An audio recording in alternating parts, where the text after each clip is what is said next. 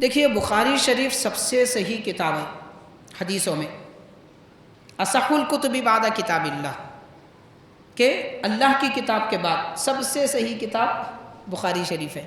اب لوگ پوچھتے ہیں کہ بخاری میں میلاد کا ذکر ہے کیا؟ کہیں بھی نہیں ہے، دعویٰ بھی کرتے ہیں کہ کہیں نہیں ہے۔ حاضرین کرام، ہم آپ کو بتائیں گے کہ بخاری شریف میں میلاد کا ذکر کیسے آیا ہے۔ بخاری شریف میں باضابطہ میلاد کا ذکر ہے۔ وہ کیا؟ مشہور روایت ہے۔ حضرت عروہ فرماتے ہیں کہ ایک صحابی نے خواب دیکھا۔ حضرت عروہ فرماتے ہیں ایک صحابی نے خواب دیکھا، اور وہ صحابی کون ہے؟ یہ حضرت ابن حجر عسقلانی رحمۃ اللہ علیہ فرماتے ہیں حضرت عباس رضی اللہ عنہ حضور کے چچا، انہوں نے خواب دیکھا کہ خواب یہ دیکھا کہ ابو لہب کافر جو کفر کی حالت میں مرا تھا، اس کو حضرت عباس نے خواب میں دیکھا، مطلب حضرت عباس نے اپنے بھائی کو خواب میں دیکھا۔ ابو لہب حضرت عباس کا بھائی تھا، تو آپ نے پوچھا حضرت عباس رضی اللہ تعالیٰ عنہ نے کہ تجھ پہ کیا گزر رہی ہے؟ صحیح بخاری میں آپ نے پوچھا تجھ پہ کیا گزر رہی ہے؟ اس نے کہا کہ ہر دن عذاب میں گزرتی ہے، لیکن جب پیر کا دن آتا ہے اللہ تبارک و تعالیٰ مجھے راحت عطا فرماتا ہے۔ کیوں عطا فرماتا ہے؟ خود ابو لہب کہہ رہا ہے، یہ خواب میں، بخاری میں ہے یہ روایت، بعتاقتی سویبتا، کہ سویبہ باندی جو میری باندی تھی میں نے اس کو آزاد کیا تھا، اس وجہ سے اللہ مجھے راحت دے رہا ہے پیر کے دن۔ ابو لہب نے سویبہ رضی اللہ عنہا باندی کو کیوں آزاد کیا تھا؟ دوسری روایتوں میں آتا ہے، بخاری میں اتنا ہی ہے کیوں آزاد کیا تھا، تو دوسری روایتوں میں آتا ہے کہ حضور کے میلاد کے وقت، ولادت کے وقت سویبہ ابو لہب کی باندی اس وقت وہاں موجود تھی حضرت آمینہ رضی اللہ تعالیٰ عنہ کے پاس، اور جا کر ابو لہب سے کہنے لگی کہ آپ کو بھتیجے تولد ہوئے ہیں، آپ کے بھائی کے بیٹے پیدا ہوئے ہیں۔ تو ابو لہب نے خوشی میں کہ مجھے بھتیجے پیدا ہوئے ہیں، تو خوشی میں اس نے اپنا ہاتھ ہلا دیا اور اشارہ کیا، اشارہ انگلی سے کیا، جا تو آزاد ہے، انتی حرہ کہا۔ تو روایتوں میں آتا ہے دوسری احادیث کی کتابوں میں کہ ابو لہب کو ہر پیر کے دن یہ انگلی اور انگوٹھے کے درمیان اس حصے سے ٹھنڈا میٹھا پانی ملتا تھا، وہ چوس لیتا تھا، ٹھنڈک ملتی تھی، راحت ملتی تھی، پیاس بجھ جاتی تھی۔ باقی 6 دن تک، ہفتے کے 7 دنوں میں باقی 6 دن تک وہ عذاب میں مبتلا رہتا تھا، پیر کے دن راحت ملتی تھی۔ کیوں ملتی تھی؟ حضور کے میلاد پر اس نے اپنی باندی کو آزاد کیا تھا۔ تو مطلب یہ ہوا کہ کافر بھی کیوں نہ ہو، اگر میلاد پر خوشی منایا، موت کے بعد بھی اس کے قبر میں عذاب میں کمی ہوتی ہے، یہ ثابت ہوتا ہے بخاری شریف سے۔ ٹھیک ہے، اب بات یہاں ختم نہیں ہو جاتی، اس پہ اور ایک سوال پیدا ہوتا ہے، اس پر بھی ایک سوال پیدا ہوتا ہے۔ یہ تو بخاری میں کہا آیا کتاب النکاح باب ما یحرم من الرضاع، یعنی رضاعت سے جو رشتے حرام ہوتے ہیں، یہ عنوان ایک چیپٹر ہے، اس میں یہ روایت بیان کی گئی حضرت عروہ کی۔ بات یہاں ختم نہیں ہو جاتی، اب یہاں سوال یہ پیدا ہوتا ہے کہ بھئی قرآن مجید تو کہتا ہے کہ کافر ہمیشہ عذاب میں رہتے ہیں، اور آپ بول رہے ہیں کافر کی عذاب میں کمی ہوئی، یہ کیسے ہو سکتا ہے؟ سوال پیدا ہوتا ہے، اس پہ کرتے لوگ سوال۔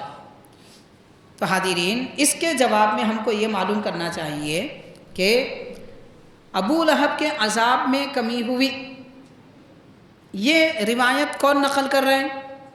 امام بخاری۔ تو امام بخاری کو معلوم نہیں تھا کیا کافروں کے عذاب میں کمی نہیں ہوتی؟ ان کو نہیں معلوم تھا، آپ کو معلوم ہو گیا۔ جس امام بخاری کو آپ صحیح، سب سے صحیح کتاب لکھنے والے سمجھتے ہیں، ان کو معلوم نہیں تھا کہ کافر کے عذاب میں کمی نہیں ہوتی؟ معلوم تھا، تو پھر انہوں کیوں لکھے؟ امام بخاری یہ روایت اپنی کتاب میں کیوں لائے؟ غلط باتیں لا لیتے کیا امام بخاری اپنی کتاب میں؟ شریعت کے خلاف ہو تو لاتے کیا؟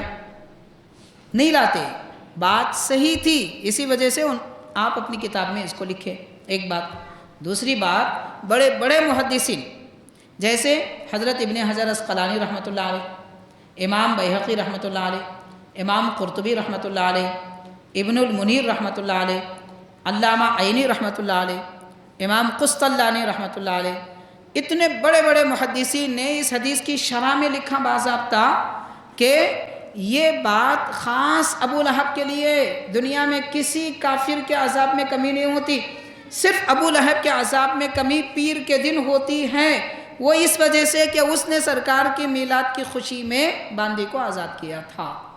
یہ سارے بزرگان دین، سارے محدثین لکھ رہے ہیں۔ تو اتنے سارے جو حضرات لکھے اپنی کتابوں میں، ان کو علم نہیں تھا، 1400 سال کے بعد تمہارے پاس علم آ گیا۔ تو بہرحال خلاصہ کلام ساری بات کا یہ ہے کہ میلاد پر خوشی منانے کی وجہ سے کافر ابو لہب کے عذاب میں بھی کمی ہوئی۔ عذاب ختم نہیں ہوا بول رہے ہیں، یہ نہیں بول رہے ختم نہیں ہوا، بلکہ عذاب میں کمی ہوئی، تخفیف ہوئی، راحت ملی ایک دن کے لیے، تو میلاد پر خوشی کی وجہ سے۔ ایک بات ہو گئی، سوال یہاں پہ ختم ہوا، جواب بھی ختم ہوا۔ اب یہاں اور ایک سوال پیدا ہوتا، اسی روایت پہ اور ایک سوال کرتے لوگ کہ دیکھو ابو لہب کون تھا، یہ بھی ایک سوال ہے، ابو لہب کون تھا؟ کافر، تو مطلب میلاد پر خوشی کافر مناتے ہیں، یہ سوال ہے۔ تو جناب میلاد پر خوشی کافر مناتے ہیں، یہ روایت اور یہ بات سن کر امام بخاری کے آپ یہ مطلب نکال رہے ہیں، تو کافر مناتے نہیں مناتے وہ الگ بات ہے، کافر منائیں نہ منائیں اس سے غرض نہیں ہے، میلاد پر خوشی کافر منائے بھی تو عذاب میں کمی ہوتی، یہ ثابت ہو رہا۔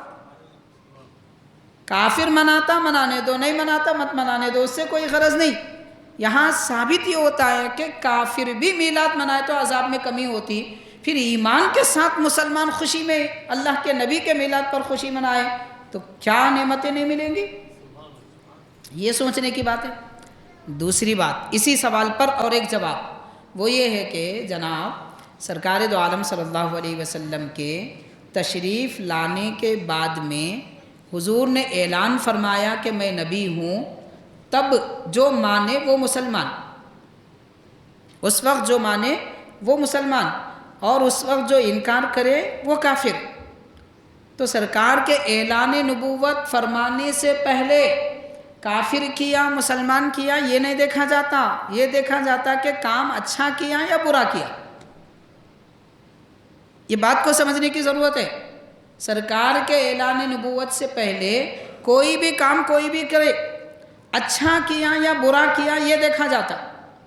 اب جیسے مثال کے طور پر دور جاہلیت میں سرکار کے تشریف لانے سے پہلے اور حضور کے تشریف لانے کے بعد بھی، ولادت کے بعد بھی، یہ جو کافر مشرک تھے وہ لوگ حج کرنے والے، مطلب کعبے کی زیارت کرنے والے جو کافر آتے تھے، کعبے کی زیارت، کعبے کا طواف کفار مشرکین کرتے تھے دور جاہلیت میں، تو کعبے کا طواف کافر کرا تو وہ کام برا ہوا؟ نہیں ہوا، وہ کام اچھا تھا، لیکن بعد میں اس نے حضور کا انکار کیا تو کافر ہوا۔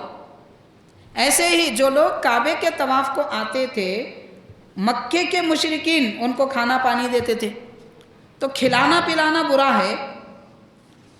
نہیں ہے، بلکہ وہ کام کافر کیا، وہ عمل برا نہیں ہے۔ تو جیسے کہ کعبے کی زیارت کرنے والوں کو کافر بھی کھلائے پلائے تو وہ کام اچھا ہے، کعبے کی زیارت اور طواف کافر بھی کیوں نہ کرے اس زمانے میں مگر وہ کام اچھا تھا، ایسے ہی میلاد پر خوشی کافر منائے بھی تو کام اچھا تھا۔ تو یہاں پلٹانا اور ہوشیاری کی باتیں نہیں کرنا، سمجھداری سے سمجھیے، سمجھداری کو بات کو سمجھیے۔ بہرحال حاضرین کرام، یہ ابو لہب کے خوشی منانے پر جو نعمت عطا ہوئی اس پر جو سوالات ہوتے اس کا ہم نے ایک جواب دیا ہے۔